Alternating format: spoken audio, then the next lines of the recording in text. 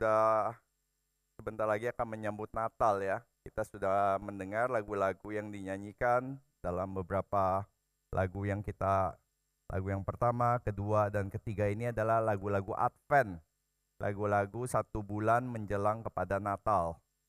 Dan Advent dimulai di dalam kegelapan, saudara. Jadi hari ini kita akan mengkhotbahkan satu tema yang agak unusual, yaitu terhilang dalam kegelapan. Saudara, saya sebelum nanti kita doa pemuka, mungkin saya memulai dengan sebuah cerita ya. Kemarin kami baru merayakan 17 tahun anniversary saya dengan istri. Dan rumah tangga kami banyak pertengkaran. Doakan, anak-anak kami sering berantem. Jadi bukan kami ya, bukan suami dan istrinya gitu, tapi anak-anaknya. Nah ini ceritanya pada satu malam, 2 anak yang paling besar kami itu sudah kamar tersendiri. Lalu mereka itu sering berantem karena yang si Koko ini kalau mau tidur harus gelap total. Kalau yang nomor 2 itu takut gelap. Jadi dia kalau dimatikan lampunya dia teriak-teriak ketakutan. Lalu dia nyalakan lagi. Lalu si Koko marah, nyalakan lagi. Nah begitu terus ya, sampai datanglah wasit yang keras. Mama keluar ya, lalu berhentilah perang dunia terjadi. Tapi karena setiap malam begitu terus, ada keributan dan akhirnya ya sudah, istri saya memberikan jalan tengah. Oke, enggak ada lagi yang harus ngalah siapa yang siapa gitu ya. Mama sudah belikan lampu tidur yang remang-remang itu ya, yang tidak terlalu terang, tidak terlalu gelap juga. Jadi yang si Koko harus belajar, ada lampu kecil, yang si ini juga lumayan terhibur, tidak gelap total. Nah, saya pengen tanya Bapak Ibu sebelum kita mulai sedikit survei di sini, siapa di sini yang kalau tidur harus gelap total? Yang tidur harus gelap total, kalau bisa jangan ada cahaya. Nah, saudara lihat ya, ini anak-anak gelap semua. Ya, angkat tangan ya. Nah, yang tidurnya harus ada cahaya. Gitu ya. Nah, ternyata anak terang lebih sedikit ya di sini. Nah, saya termasuk yang harus gelap total. Kalau bisa sampai tangan sendiri pun enggak kelihatan, nah itu udah paling enak. Dan kenapa suami istri kami tidak berantem? Walaupun saya suka gelap, istri suka terang, karena saya beli penutup mata. Jadi tidak ada pertengkaran di antara suami dan istri. Nah hari ini kita ingin belajar tentang kegelapan saudara. Nah kalau kita ingin mendengar, biasanya kegelapan selalu dipotret sebagai negatif. Sebagai tempat di mana bahaya atau setan atau semua hal-hal yang negatif itu dikonotasikan dengan kegelapan. Ketika hatimu gelap, nah itu kan kita nggak melihatnya sebagai sesuatu yang positif ya. Yohan, hatimu gelap. Wah kan dia nggak langsung tersenyum terima kasih gitu. Tapi berkata apa saudara? Langsung berkata, maksudnya apa itu? Kamu menegur saya hatinya gelap. Nah saudara, hari ini kita ingin membahas 2 hal yang saya berharap kita akan melihat perspektif yang agak lebih berbeda dan lebih kaya. Yaitu tentang apa? Tentang light and darkness, tentang terang dan gelap. Satunya lagi adalah tentang loss and gain, tentang kehilangan dan mendapatkan. Nah ini yang kita akan coba bahas dan kita akan coba bagaimana kita melihatnya dalam sudut pandang Alkitabiah. Mari pertama-tama kita berdoa. Bapa dalam surga, kami serahkan ya Tuhan perenungan firman pada hari ini ke dalam tangan-Mu. Biarlah Engkau yang bertahta, sebagaimana Engkau adalah Allah yang bertahta di atas segala alam semesta. Dan Engkau juga Allah yang bertahta dan hadir di tengah-tengah umat-Mu yang datang beribadah pada hari Sabat ini ya Tuhan. Berkatilah kebaktian di tempat ini dan berkatilah juga kebaktian-kebaktian di gereja-gereja yang lain, di berbagai tempat, di berbagai negara, agar firman-Mu ya Tuhan boleh menjadi firman yang hidup, yang memberikan pengharapan, yang memberikan penghiburan, dan yang memberikan kekuatan bagi umat Tuhan. Sekaligus juga yang menegur dosa kami dan mengarahkan mata kami kembali kepada salib Kristus. Terima kasih ya Bapak, di dalam nama Tuhan Yesus kami berdoa dan bersyukur. Amin. Saudara, kalau kita ingin melihat ya, apa sih konotasi gelap? Seringkali kan konotasi gelap itu adalah bahaya. Kita tahu ya, apalagi kalau kita masih hidup di dalam kota-kota kecil atau desa terpencil yang masih banyak binatang liar. Jadi benar-benar bisa ada binatang liar masuk ke dalam pekarangan, mencuri ayam dan kambing. Dan juga bahaya apa? Bahaya ya, kalau di kota besar mungkin bahayanya bukan binatang tetapi orang jahat ya. Perampokan atau tidak ya, pelecehan seksual banyak sekali terjadi di waktu malam. Wanita mungkin merasa aman dan nyaman untuk jogging pagi, tapi kalau jogging malam sendirian mungkin berpikir 2 kali. Tetapi kita lihat saudara, memang konotasinya itu banyak sekali negatif ya. Misalnya kalau kita tinggal di negara yang empat musim. Nah, menjelang sudah winter itu dikatakan apa? Gloomy dark winter, di mana matahari itu sangat singkat dan udah dingin, gelap, terus juga sendu. Wah, itu bisa bikin banyak orang depresi biasanya kalau waktu winter. Dan juga seringkali di dalam Alkitab, gelap itu dikonotasikan sebagai hukuman ya. Misalnya Matius 22 ayat 13. Kata raja kepada hamba-hambanya, ikat kaki dan tangannya, campakkan orang itu ke dalam kegelapan yang paling gelap, dan di sana akan terdapat ratap dan kertak gigi. Nah, kita lihat kegelapan sebagai hukuman, sebagai tempat di mana setan ada di situ. Sedangkan terang lebih positif. Terang itu digambarkan sebagai apa? Sebagai aman, tenang, cerah, ceria, joyful, seperti summer. Apalagi kita mendengar juga God is light. Nah, saudara, kalau kita sudah melihat demikian, apa sih positifnya dari gelap? Apa yang Bapak ingin sampaikan tentang hal yang positif dari gelap? Karena sepertinya sudah jelas kan dari pemakaian sehari-hari, dan juga sepertinya karena kita reform, kita tidak bisa cuma lihat sekedar fenomena atau pandangan dunia sekitar. Coba mari kita lihat ke dalam Alkitab. Maka apa yang kita dapatkan dari Alkitab? Mari pertama-tama kita coba lihat saudara dari Alkitab. Maka ketika kita buka Alkitab kita, maka memang sepertinya benar saudara, kegelapan itu lebih banyak bad news-nya di Alkitab. Digambarkan sebagai bad news. Pertama saudara, di Perjanjian Lama digambarkan terang itu sebagai kehidupan, gelap itu sebagai kematian. Lalu juga apa? Hukuman tadi ya. Lalu juga misalnya di kitab Keluaran, tulah ke-9 adalah, saudara ingat tulah ke-9? Gelap gulita, ya kan? Lalu juga di Perjanjian Baru digambarkan orang yang buta, orang yang gelap matanya, orang yang gelap hatinya. Itu ada satu nuans baru ya di Perjanjian Baru yang mungkin kurang ada di Perjanjian Lama, yaitu apa? Yaitu orang yang hidup dalam gelap, itu orang yang hidup bukan di dalam pengertian. Orang yang masih ignorance, orang yang masih dikuasai oleh tahyul. Misalnya Matius berkata, kalau matamu gelap, gelap jugalah seluruh tubuhmu. Maka orang yang hidup di dalam terang, orang yang mengerti. Makanya di dalam pemakaian bahasa sehari-hari, oh I see. Oh, kalau orang yang belum ngerti, I'm still in the dark. Saya masih belum ngerti nih, masih belum ngeh gitu. Jadi terang itu digambarkan sebagai orang yang mengerti, orang yang punya pemahaman. Lalu lebih jelas lagi adalah God is light. Tuhan adalah terang.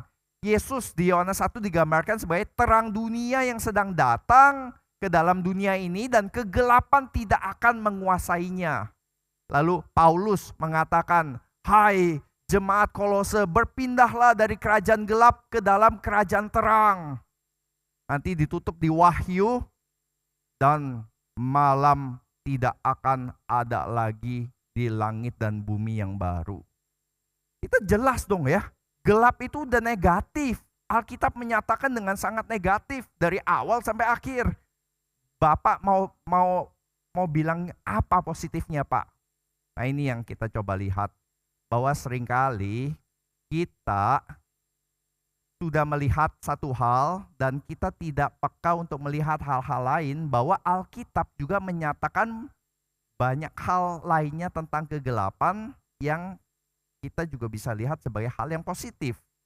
Bahwa kegelapan tentang sepenuhnya negatif is not the whole story. Maka coba kita lihat cerita sepenuhnya.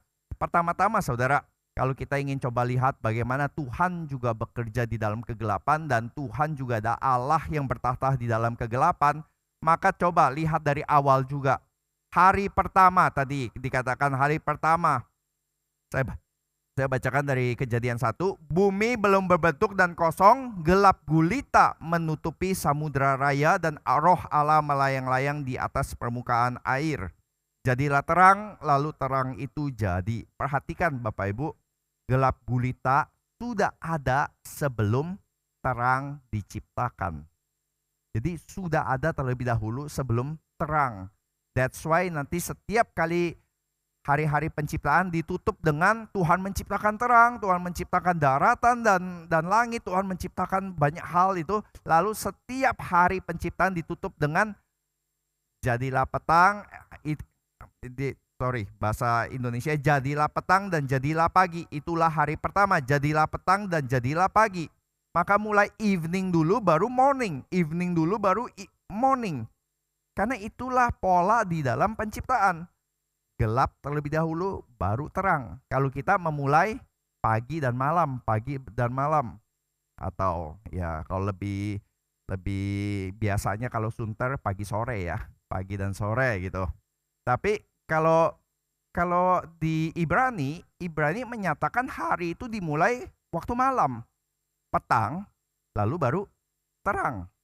Saudara, itu ya hari pertama ya. Tapi Pak, hari pertama dipisahkan terang daripada gelap. Saudara, kita harus pertama-tama ya melihat bahwa yang namanya dipisahkan bukan berarti satu baik dan satu jahat gitu. Karena apa? Karena yang namanya daratan dan lautan dipisahkan, apakah kita berkata yang satu baik, yang satu dibuang Tuhan? Enggak kan ya? Dua-duanya adalah ciptaan Tuhan. Maka kalau dipisahkan memang terpisah, tapi bukan berlawanan. Maka kalau kita lihat di sini juga yang namanya gelap di dalam kitab Kejadian itu tidak selalu dipotret sebagai sesuatu yang harus selalu konotasinya hanya dan hanya bisa negatif. Di sini kita lihat enggak saudara, karena ujiannya yang Tuhan nyatakan bukan suruh Adam dan Hawa kamu pilih terang atau pilih gelap, bukan. Ujiannya adalah jangan makan buah dari pohon ini. Jadi ujiannya bukan seperti Darth Vader ya, choose the dark side. Bukan saudara, tapi kita bisa melihat bukan hanya di dalam kitab Kejadian di penciptaan, tetapi di dalam hidup orang-orang percaya, bapak-bapak iman. Kita melihat juga Tuhan seringkali bekerja di dalam iman mereka, di dalam hidup mereka, di waktu malam, di waktu kegelapan. Waktu Abraham sedang bimbang hatinya, katanya Tuhan akan memberikan keturunan. Saya sudah tunggu nih, sudah pindah dari Ur sampai ke tanah Kanaan. Mana janjinya Tuhan? Lalu Tuhan bilang, Abraham, pergi keluar dari kemahmu. Ngapain Tuhan? Lihat ke langit-langit. Ada apa di situ? Hitung bintang-bintang di situ. Berarti Tuhan sedang berbicara kepada Abraham di waktu malam. Dan Tuhan memakai kegelapan malam, bintang-bintang sebagai apa? Sebagai petunjuk bagi Abraham untuk mengokohkan imannya. Jadi kita bisa berkata di sini langit malam berperan penting di dalam iman Abraham. Setiap kali Abraham mulai bimbang akan janji Tuhan, Tuhan peduli nggak ya? Tuhan ingat nggak ya? Apa yang Abraham lakukan? Tinggal keluar dan lihat bintang. Ini janji Tuhan akan digenapi di dalam hidup dia. Yakub ketika kabur setelah menipu Esau dengan kacang merahnya, lalu dia tidur di situ malam hari dan dia mimpi ada tangga dan malaikat naik turun di situ. Dan digambarkan apa? Setelah dia bangun, dia mendapatkan janji Tuhan bahwa Tuhan berfirman di dalam mimpinya, Yakub, Kalau kamu pergi kemanapun, aku akan menyertai sebagaimana aku menyertai bapak-bapak leluhurmu. Dan dia bangun langsung berkata, sesungguhnya Tuhan ada di tempat ini dan aku tidak mengetahuinya. Ini rumah Tuhan, Bethel. Bet, rumah, El, Tuhan, Bethel.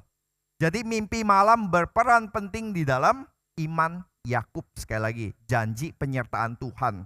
Dan juga kita lihat nanti Yusuf demikian juga ya. Yusuf si pemimpi itu seringkali mendapatkan mimpi dan mimpi Yusuf juga yang menghantarkan dia dari penjara paling gelap di bawah sampai kepada orang kepercayaan Firaun. Jadi saudara, kita bisa lihat di dalam malam kegelapan berperan penting di dalam iman bapak-bapak iman. Namun kita juga lihat beberapa event-event paling penting yang Tuhan kerjakan bagi umatnya terjadi di dalam malam yang gelap. Waktu bangsa Israel dikeluarkan dari Mesir terjadi kapan saudara? Waktu malam dikatakan. Dan waktu mereka melintasi laut yang terbelah pada waktu malam. Karena dicatat di situ jelas semalam-malaman Tuhan mengirimkan angin yang membelah laut merah itu sehingga mereka bisa melintas di tanah yang kering. Nah saudara, kita bisa melihat dari sini banyak sekali pekerjaan Tuhan yang terjadi di dalam kegelapan malam. Tapi hari ini kita membahas satu ayat saja, satu ayat yang benar-benar dengan lebih telak lagi menceritakan bahwa Tuhan memang hadir di dalam kegelapan. Karena kita tidak mau jatuh ke dalam kepercayaan Yunani kuno yang ada dewa terang, lalu ada dewa gelap. Mereka bergantian ininya ya. Dan juga gambaran-gambaran abad pertengahan. Tuhan bertahta di surga, lalu setan bertahta di neraka. Saudara tahu ada satu pendeta yang bilang, saya pernah trip to hell. Saudara mungkin tripnya to Japan, to Amerika kan. Kalah ya, ini tripnya to hell gitu. Nah, trip to hell lalu dia menceritakan di hell itu apa? Dia melihat ada setan-setan yang sedang menyiksa ya. Sedang menyiksa orang yang suka ambil uang, tangannya dipotong. Orang yang suka bohong, lidahnya dipotong, timbul lagi, dipotong lagi, timbul lagi seterusnya. Lalu apalagi banyak deh ya. Lalu satu kesempatan, saya waktu itu masih di Singapura, bertemu dengan pendeta tersebut. Lalu saya waktu ngobrol-ngobrol saya bertanya, loh bukannya setan di neraka juga disiksa ya? Kenapa jadi setan yang berkuasa di neraka dan dia yang menyiksa-nyiksa ya? Bukankah Alkitab menyatakan di neraka setan itu bukan sedang enak-enak bertahta ya? Hei, ini nih yang suka bohong, coba lidahnya dipotong. Enggak, setan sedang disiksa di situ. Jadi kita melihat di sini saudara, gambaran di mana Tuhan kita adalah Tuhan yang bertahta di dalam terang, tapi Tuhan yang juga bertahta di dalam kegelapan. Mari coba kita buka dari Keluaran pasal yang ke-20.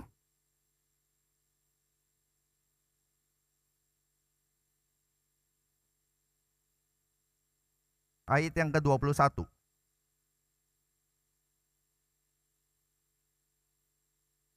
Oke, kita baca bersama-sama ya. Oke, 1, 2, 3. Adapun bangsa itu pergi jauh-jauh, tetapi Musa pergi mendekati embun yang kelam di mana Allah ada. Bapak Ibu, ini kurang baik di dalam terjemahan Indonesianya. Terjemahan yang lebih baik di dalam bahasa Inggrisnya adalah thick darkness. Di dalam NKJV, NIV, ESV, semua menerjemahkan sebagai demikian. And the people stood afar off, and Moses drew near unto the thick darkness where God was. Thick darkness, kegelapan yang sangat pekat di mana Tuhan ada. Saudara, kegelapan saking khususnya ini berbicara tentang kehadiran Tuhan. Kata Ibrani yang dipakai pun sangat khusus, yaitu arapel. Tapi kalau kita berbicara, oh hari ini gelap nih. Nah gelap itu biasanya dipakai hosek gitu. Jadi kata arapel ini setiap kali muncul saudara, itu selalu muncul berbicara tentang kegelapan di mana Tuhan ada, di mana Tuhan ada dan kegelapan itu surrounding. Misalnya Mazmur 97 ayat 2 ya, awan dan kekelaman, thick darkness ini diterjemahkan di dalam Mazmur 97 itu sebagai kekelaman. Awan dan kekelaman ada sekeliling dia.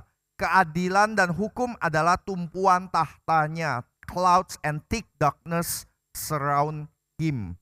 Saudara, jadi ini yang kita ingin coba lihat ya, bahwa kehadiran Tuhan, betul Tuhan dikatakan God is light.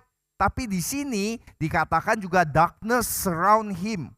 Di mana ketika Musa datang,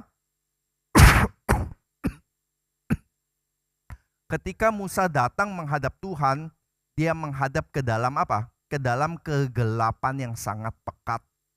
Seakan-akan dia tidak bisa melihat Tuhan dengan jernih, dengan clear. Tapi paradoksnya juga ya saudara, mengaburkan tapi sekaligus juga tanda kehadiran Tuhan. Sama seperti kita tidak bisa lihat secara langsung matahari, tapi kita tahu matahari itu ada dan kita tidak bisa dekat ke dalam matahari. Demikian juga di dalam sini. Terang kemuliaan Tuhan maupun juga thick darkness kepada Tuhan, kita tidak bisa datang secara langsung. Karena memang itulah anugerah Tuhan juga, bahwa kita manusia terbatas ini tidak bisa terlalu dekat dengan kemuliaan Tuhan, baik di dalam terang maupun di dalam gelap. Sehingga kalau kita kontak langsung seperti itu ya, apa serangga yang terbakar kena di dalam lampu.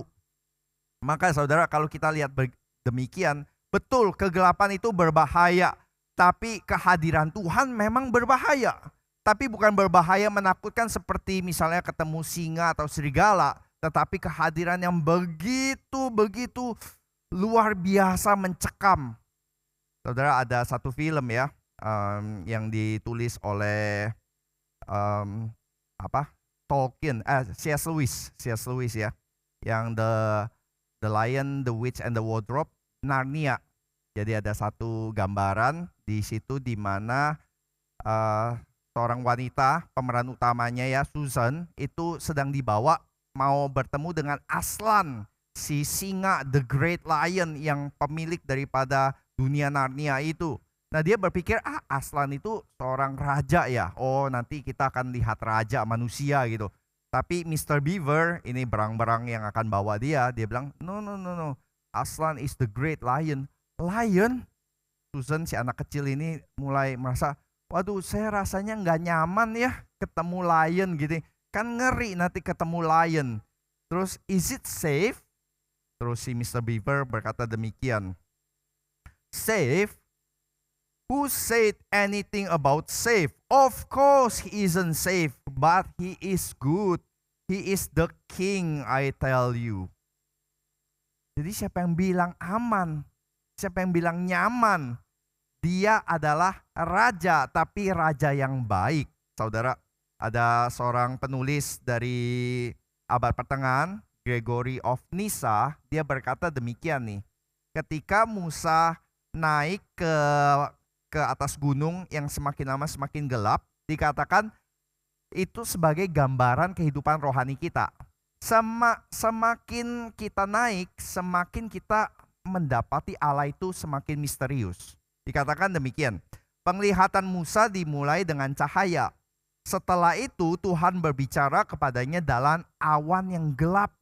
Namun ketika Musa naik lebih tinggi dan menjadi lebih sempurna, dia melihat Tuhan dalam kegelapan.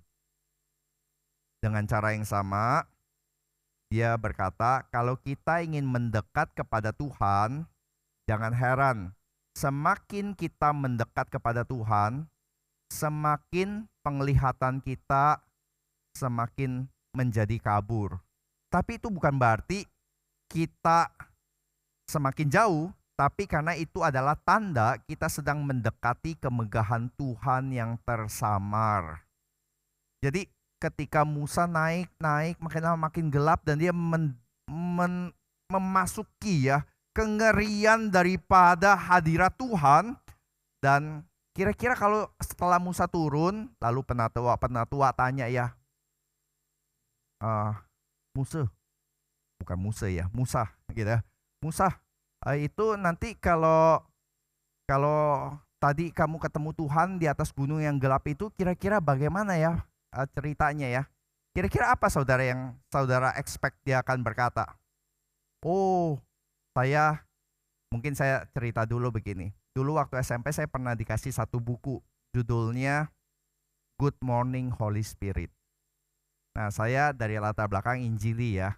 Jadi waktu saya baca buku itu sangat tidak biasa gitu. Karena hal pertama waktu diajarkan kalau kita berdoa, doanya kepada Roh Kudus gitu. Lalu katakan kepada Roh Kudus, Good Morning Holy Spirit. Wah, kan belum pernah ya kalau di dalam background Injili gitu. Lalu katakan pengalaman hidupmu gitu ya. Oh, hari ini hari yang cerah. Saya sedang minum kopi dan hatiku tenang. Bagaimana dengan kamu, Holy Spirit gitu. Wah, saya rasanya agak kok nggak biasa ya begini ya. Jadi Tuhan itu begitu dekat seperti kita teman ngopi begitu.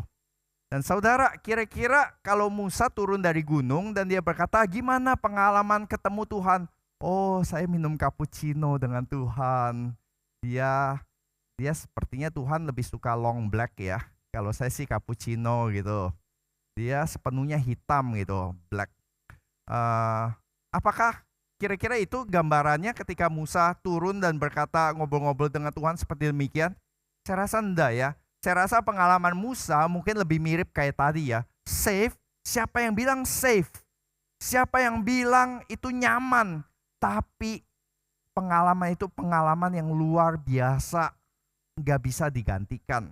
Jadi saudara, ini yang kita ingin coba lihat. Darkness, even when God is inside, itu mengerikan. Dan kita nggak nyaman dengan segala sesuatu yang berbau kegelapan, yang berbau dark. Itu kita nggak suka. Even gereja pun tidak suka saudara. Karena itu saudara, akan selalu gereja yang berusaha menghindari kegelapan. Apa? Tuhan ada dalam kegelapan? Tidak bisa dong. Alkitab berkata Tuhan adalah terang. Makin dekat Tuhan, penglihatan makin kabur. Enggak dong, Alkitab bilang makin jelas.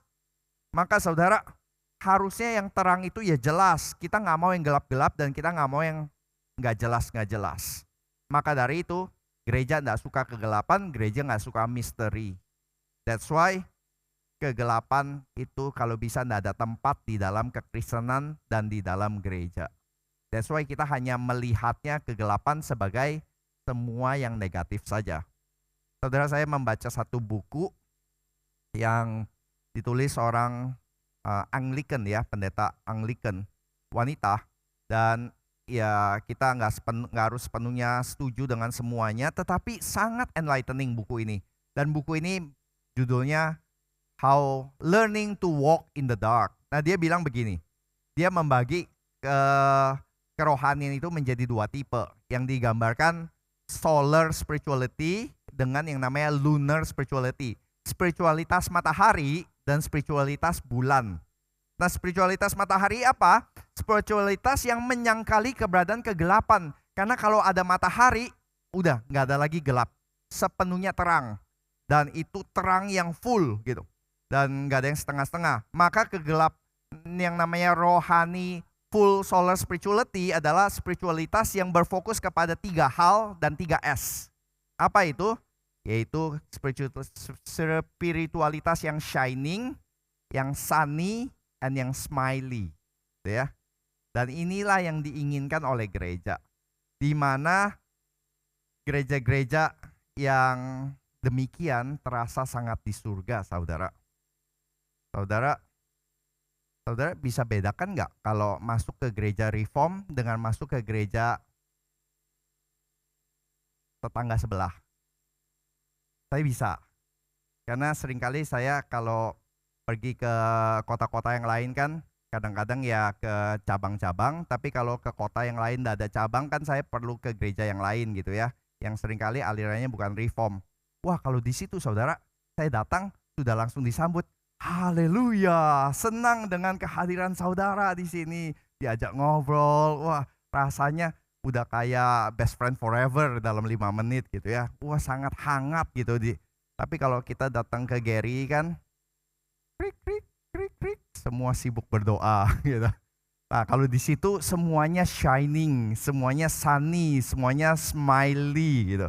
Nah, di situ tuh komunitas demikian ya, terasa sangat di surga, everybody positive in attitude, semuanya hangat dalam relasi dan iman tidak tergoncangkan. Ketika pendeta berkhotbah, Tuhan akan menyertai kita. Amin, saudara-saudara. Ya agak telat kan, delay, karena kita nggak biasa. Kalau di situ langsung amin gitu. Wih, imannya.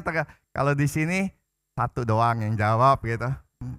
Latar belakang sebelah ya Pak ya gitu. Tapi ya itu ya saudara. Tapi problemnya muncul kapan saudara? Problemnya muncul ketika darkness muncul. Dan ketika darkness muncul di dalam hidup saudara, dan yang namanya darkness, yang namanya masalah dalam hidup, itu tidak terelakkan. Dan ketika itu datang, gereja 3S ini, gereja yang selalu shining, sunny, and smiley, tidak ada tempat untuk kegelapan. Jadi kalau misalnya ada orang yang bergumul apa? Bergumul misalnya tentang masalah relasi, masalah tentang prestasi, masalah dengan dosa. Buntut-buntutnya apa saudara? Buntut-buntutnya adalah ya ini, kita harus beriman. Kalau kamu miskin, ya kamu beriman sama Tuhan, maka Tuhan akan memberikan kekayaan. Kalau kamu sakit, doa beriman, maka Tuhan akan memberikan kesembuhan. Tapi masalahnya, kalau darkness-nya masalahnya nggak selesai-selesai. Kalau sakitnya nggak sembuh-sembuh. Kalau misalnya bangkrutnya nggak pulih-pulih, bagaimana saudara? Nah, jalan akhirnya apa? Usir setan kemiskinan. Tengking itu setan zina. Tengking itu setan kemalasan. Tengking itu roh setan kanker. Nah, akhirnya orang-orang yang terus ditengking tapi nggak sembuh-sembuh, nggak selesai-selesai masa relasinya, lama-lama yang keluar bukan setannya, jemaatnya yang keluar.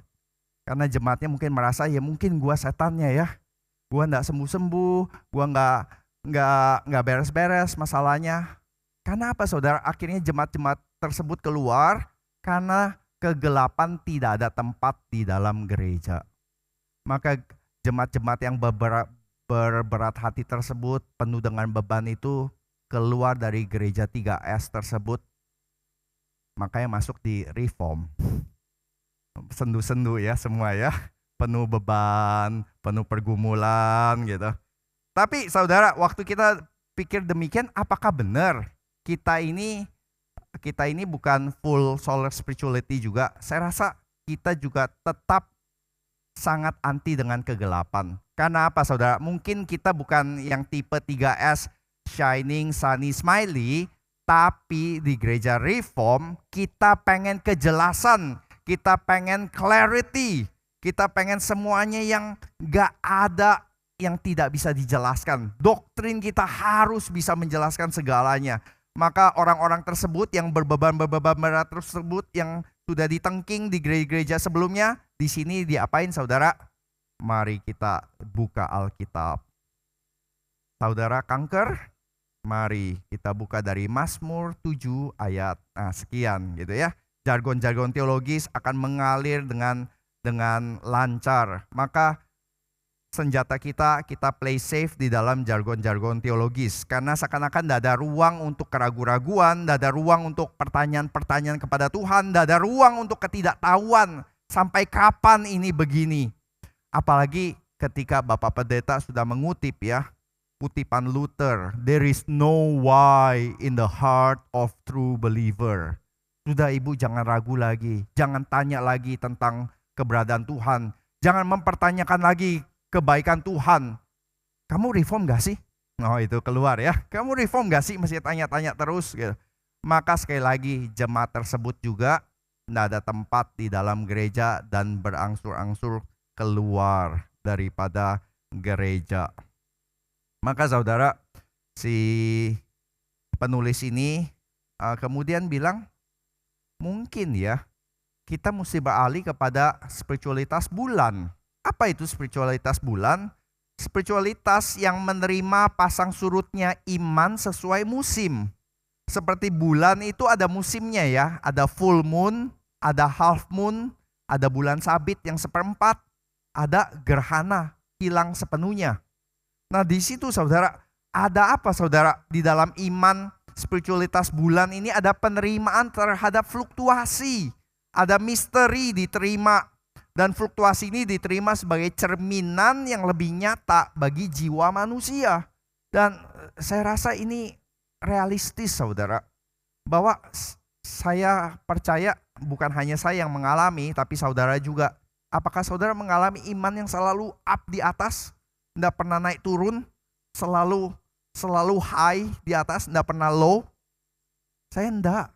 Pengalaman kerohanian saya naik turun. Kadang-kadang high, kadang-kadang low. Kadang-kadang merasa sangat dekat dengan Tuhan. Kadang-kadang merasa udah mencari Tuhan tapi kok enggak ada jawaban. Seakan-akan dia bersembunyi atau dia sedang sunyi. Nah ini ya saudara ya. Lalu dia mulai penasaran ya. Mencari tahu bagaimana kalau ritme up and down, naik turun ini bukan tentang something wrong with me. Tapi itu adalah ritme kehidupan berjalan bersama Tuhan. Memang demikian bahwa di dalam ritme kehidupan pribadi kita dengan seseorang pun kita juga mendapati ada ups and downs-nya. Dan itu yang kita bisa lihat bahwa di dalam kegelapan pun ada sesuatu yang kita bisa belajar darinya. Dan kalau kita mau belajar menerima pelajaran tersebut adalah ini. Ketika kita berjalan di dalam ups and downs, di dalam light and darkness, itu bukan hanya pertentangan, tapi juga sebuah keseimbangan untuk kita melihat Tuhan hadir di dalam kedua-duanya. Tuhan gak hanya hadir waktu hidupmu gampang-gampang aja, tapi Tuhan juga hadir di dalam momen-momen paling gelap, momen-momen paling bawah di dalam hidup kita. Tuhan juga hadir di sana. Walaupun kesannya dia tidak ada, kesannya dia hilang, kesannya nggak bisa lihat Tuhan, nggak bisa dengar Tuhan. Sama seperti ketika gerhana bulan, seakan-akan bulan itu tidak ada, hilang. Tapi apakah bulan tidak ada?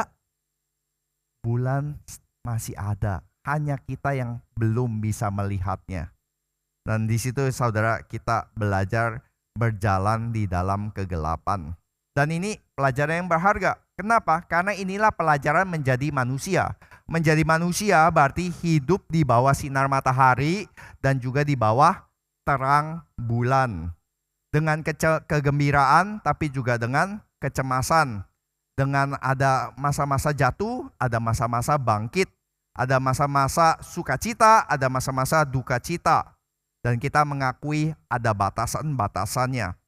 Kalau kita hanya pengen yang seperti tadi saudara, spiritualitas yang hanya maunya terang saja, yang selalu shining, sunny and smiley, berarti kita hanya mau separuh hidup. Sedangkan Tuhan adalah Tuhan atas seluruh hidup kita.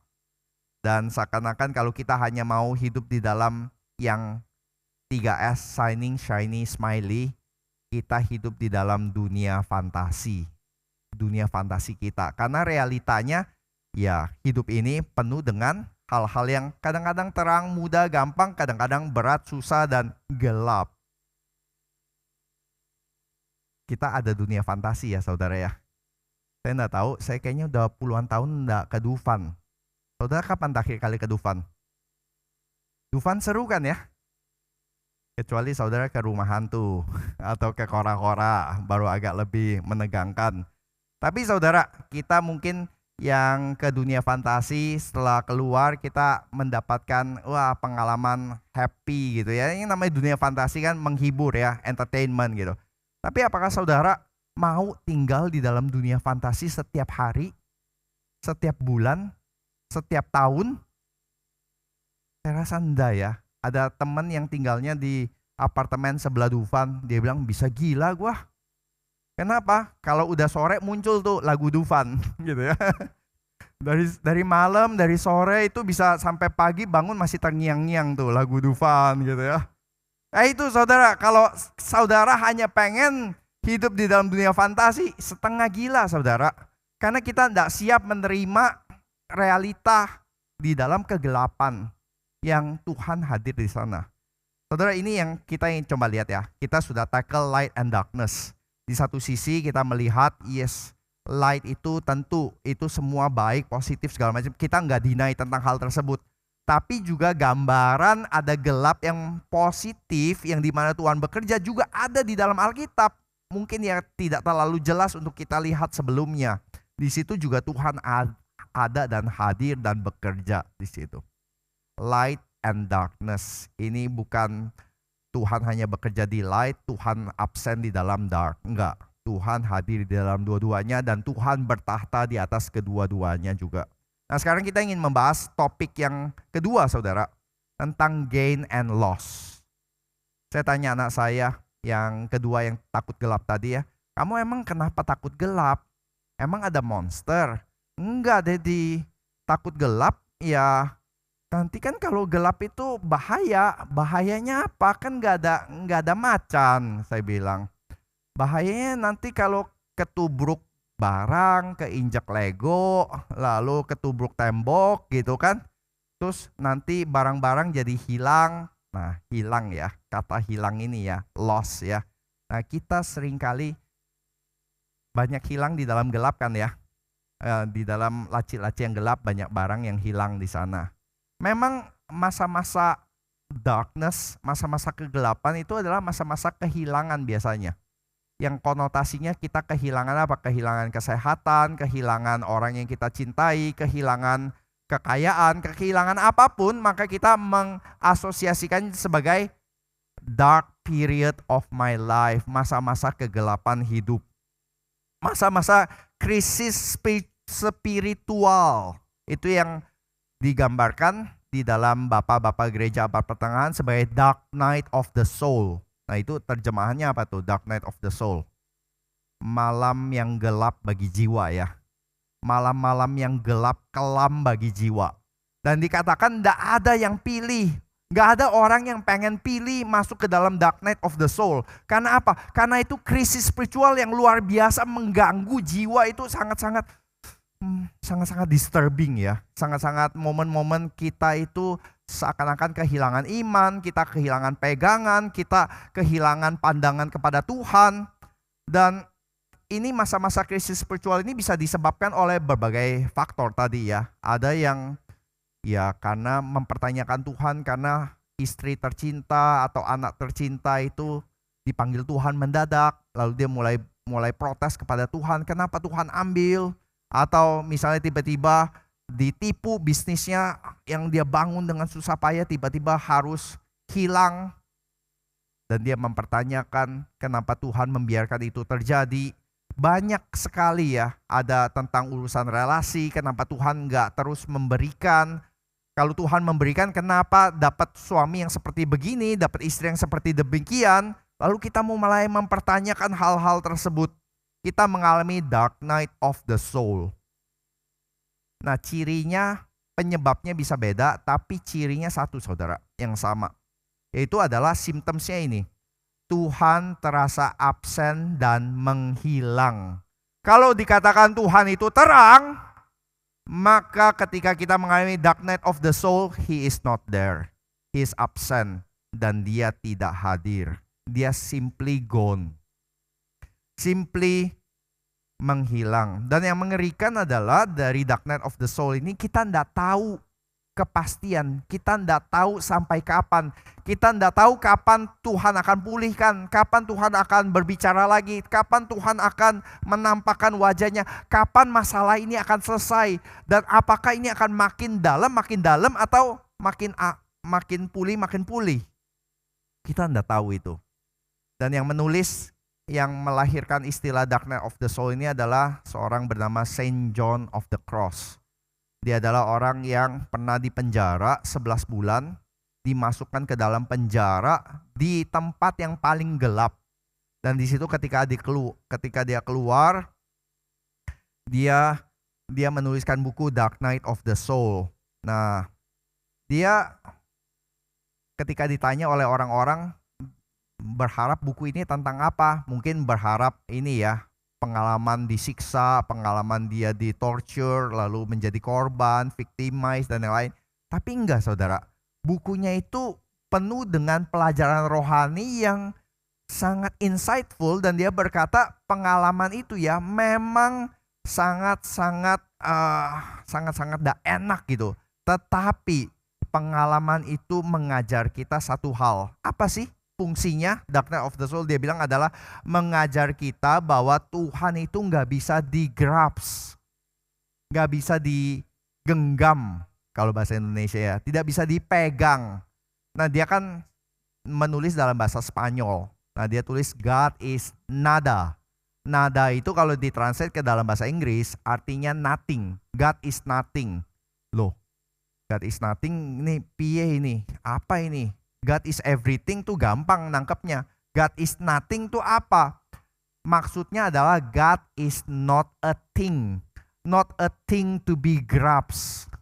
Dia bukan objek yang bisa kita pegang, tapi dia seorang pribadi yang kita encounter di dalam kegelapan.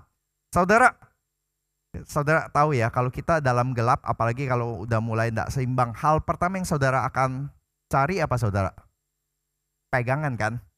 Langsung pegang sesuatu ya kalau dalam gelap ya, apalagi kalau orang pakai tongkat ya, langsung ambil tongkatnya gitu ya, untuk berpegang kepada sesuatu, karena nggak bisa lihat apa-apa kan, langsung pegangan gitu ya.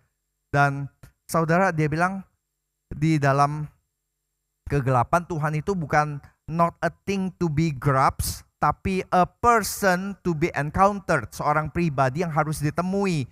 Karena dia memakai contoh misal teman-teman Ayub ya, di dalam momen kegelapan Ayub paling gelap, teman-teman Ayub datang dengan apa saudara? Dengan kasih tongkat.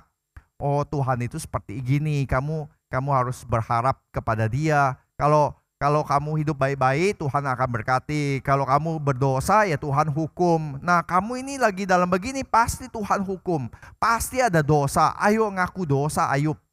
Simple, clear cut rumusan. Tuhan bisa didefinisikan, bisa dijelaskan dengan rumusan.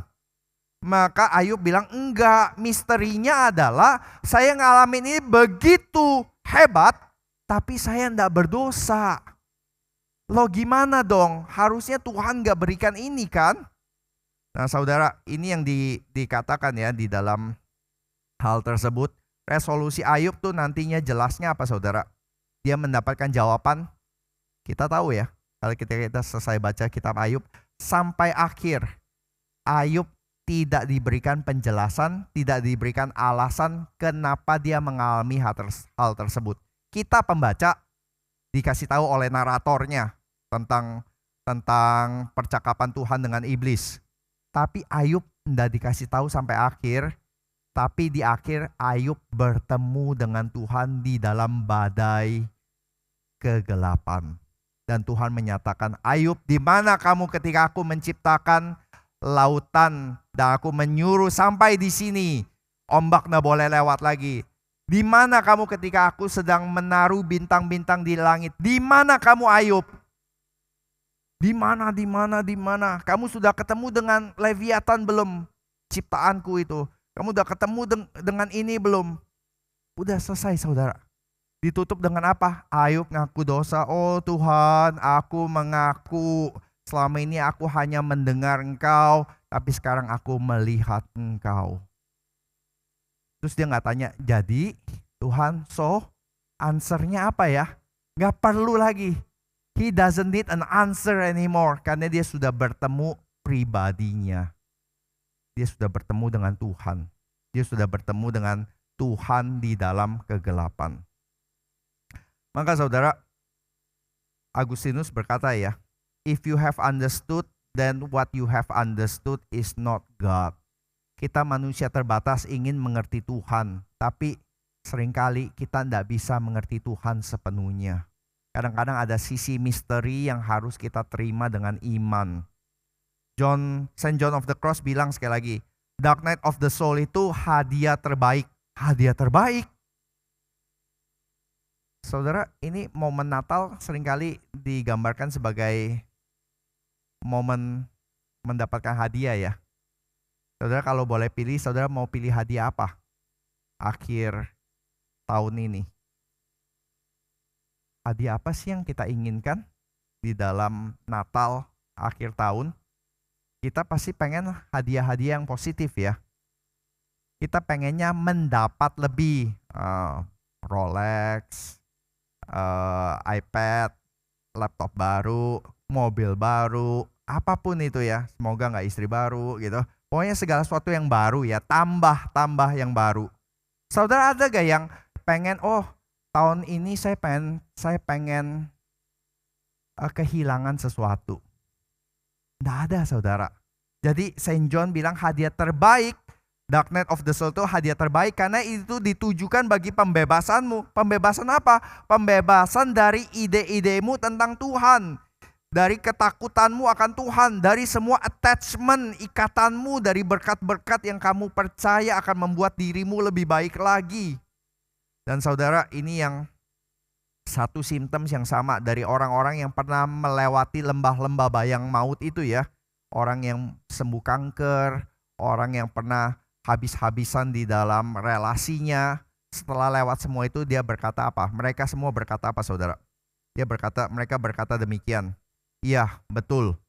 Momen-momen malam-malam Dark Night of the Soul itu momen malam-malam yang paling mengerikan di dalam hidup, yang paling berat di dalam hidup yang pernah saya temui, yang hampir menghancurkan hidup. Tapi saya nggak akan menukar pengalaman bertemu Tuhan di dalam kegelapan memulihkan saya dengan apapun juga. Ya, malam-malam itu adalah malam kehilangan yang mendalam. Malam yang dikatakan saya tidak bisa mengungkapkan dengan lebih baik lagi, tapi tidak ada tempat lain yang saya inginkan lebih darinya. Saudara, saya punya teman yang teman baik saya dari SMA. Nikah hampir mirip-mirip, lalu kita punya anak juga usianya mirip-mirip. Lalu satu hari, saya sudah kembali ke Indonesia, dia masih di Singapura. Lalu satu hari saya terkaget-kaget karena ditelepon dan dia berkata nama anaknya jatuh gitu ya, jatuh dari lantai 6. Lalu sekarang sedang di ICU, tolong doakan gitu. Wah, saya terbang ke situ, saya lihat anak umur 3 tahun, saya tidak pernah lihat gambaran yang lebih mengerikan dari itu saudara. Bukan bayi ya, anak 3 tahun dengan selang yang saya rasa lebih dari selusin, mungkin 20 lebih selang ya, yang terhubung ke dalam berbagai peralatan medis gitu. Kalau saudara ada di ruangan itu, saudara lihat itu ya, hal pertama yang saudara langsung rasakan tuh langsung terenyuh. Dan setiap orang yang masuk ke ruangan langsung berkata, Tuhan kalau boleh saya aja yang di situ daripada anak kecil ini. Dan tak lama kemudian anak tersebut meninggal.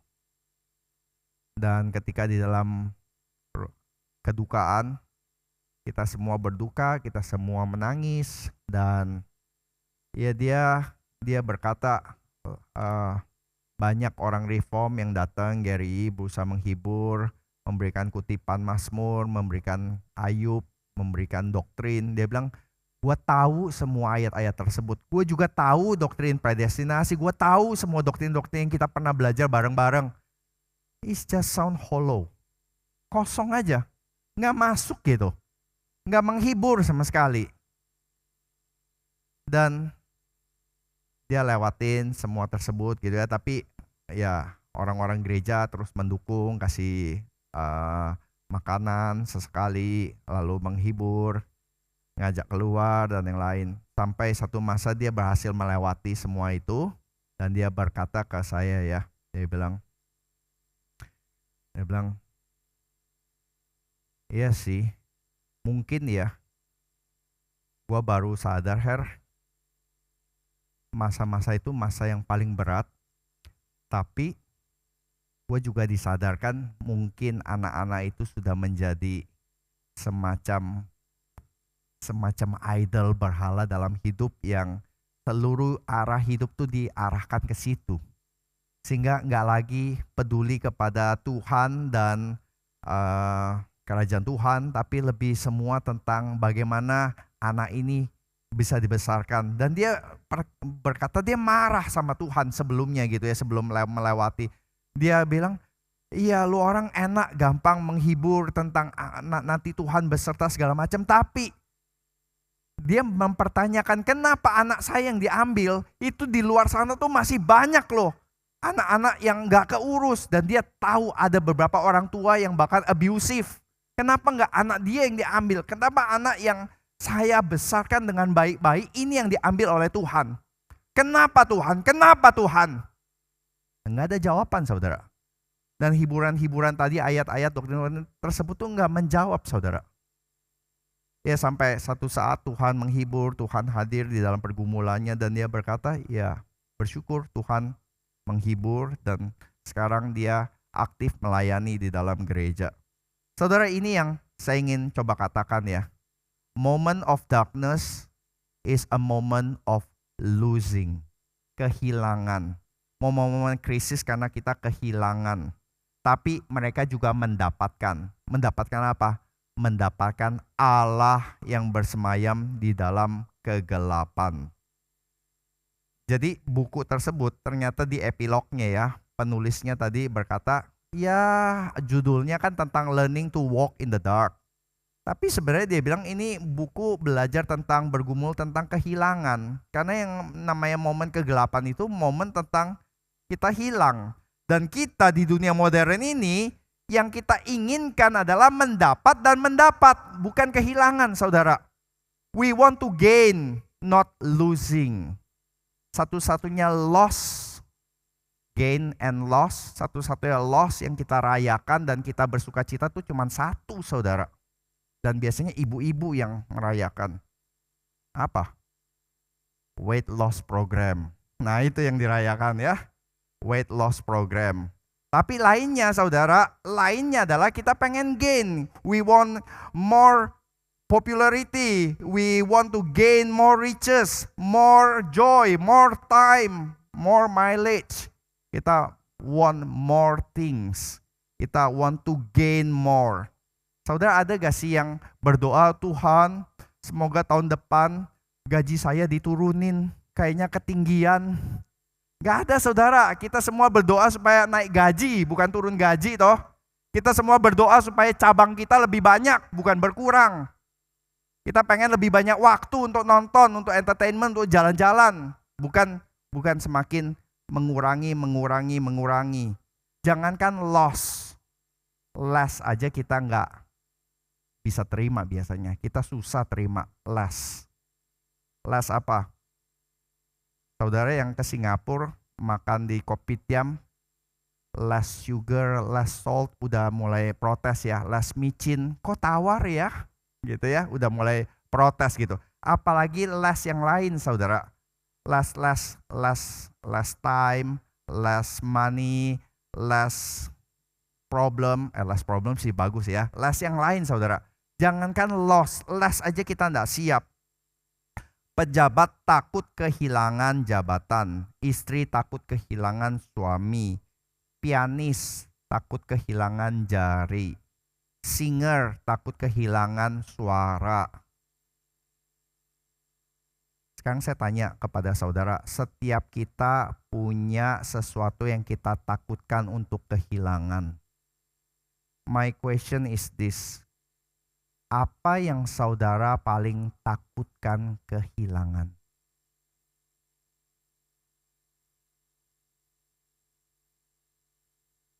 Apa yang saudara paling takutkan kalau itu diambil Tuhan, kalau itu hilang dalam hidup saudara, saudara berkata, my life is nothing, my life is meaningless.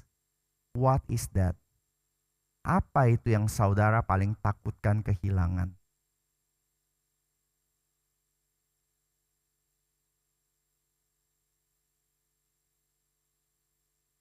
Ketika itu diambil dan dikuburkan di dalam kegelapan, itu seakan kita mati, seakan itu hilang.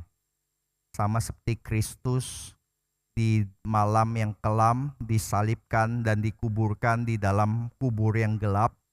Tetapi kita sadar yang namanya kelahiran dan namanya kebangkitan selalu dimulai dalam gelap.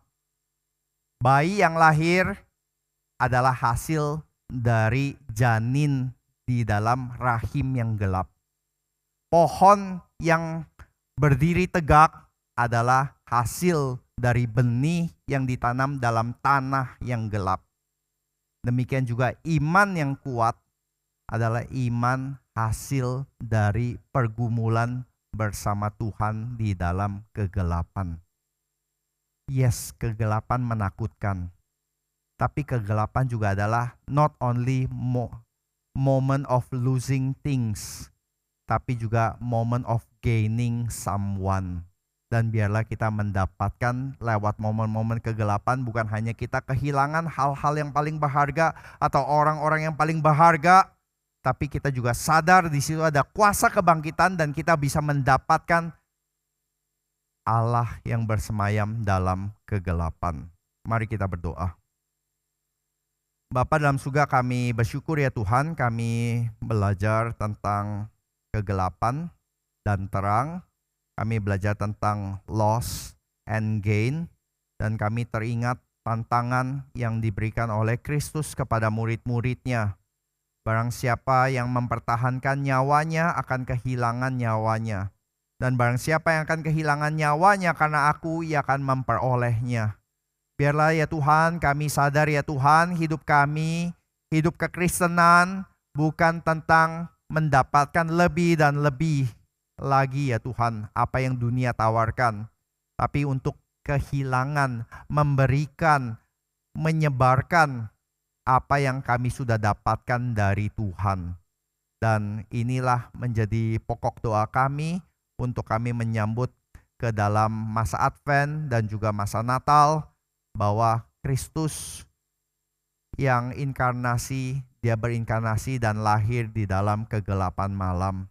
Tapi dia juga adalah terang yang menyinari dunia yang gelap ini. Biarlah kami ya Tuhan, kami boleh sadar akan masa-masa kegelapan dan kami boleh mendapatkan kehadiran Tuhan, penyertaan Tuhan, dan penghiburan Tuhan di dalam masa-masa paling gelap kami saat ini ya Tuhan. Dan kami boleh keluar melewati momen-momen masa-masa lembah bayang-bayang maut tersebut dan menyatakan ada Tuhan yang bertahta di dalam terang dan juga di dalam kegelapan. Terima kasih ya Bapak, kami serahkan setiap dari kami di dalam satu nama Tuhan kami Yesus Kristus. Amin.